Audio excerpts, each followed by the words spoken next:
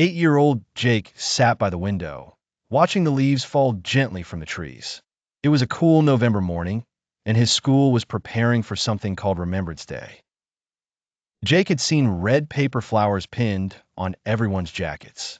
Even his teacher, Mrs. Parker, wore one on her chest. "Why does everyone wear those flowers?" Jake asked as he walked into class. Mrs. Parker smiled. "This flower is called a poppy, Jake. We wear it to remember the brave soldiers who fought to keep our country safe and free." Jake tilted his head. "But those soldiers lived a long time ago. Why do we still remember them now?" Mrs. Parker walked over to the bulletin board, where pictures of smiling soldiers and bright red poppies were displayed. "Because freedom isn't free," she explained softly. "Those men and women gave up their lives so we could go to school, play outside, and live in peace. Remembering them keeps their courage alive."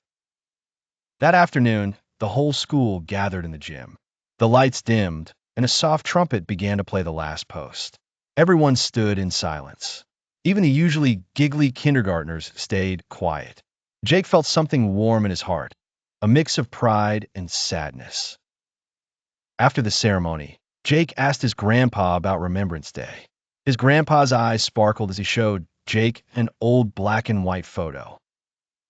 "That's me," Grandpa said, pointing to a young man in uniform. "I served as a peacekeeper many years ago." Jake gasped. "You were a soldier?" "Yes," Grandpa nodded.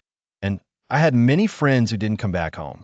Every year, I wear my poppy to remember them and to be thankful for peace." Jake thought hard for a moment.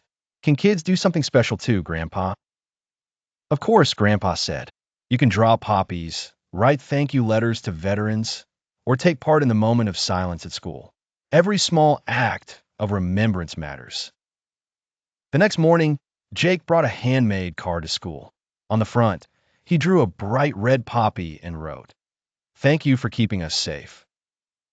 When Mrs. Parker saw it, she smiled proudly. "That's the spirit of Remembrance Day, Jake." As the clock struck 11, Jake stood tall and silent with his classmates. He imagined fields of red poppies swaying in the wind and brave soldiers smiling down from the sky. He finally understood that remembering was not just for adults. It was for everyone who enjoyed peace, even an 8-year-old boy named Jake.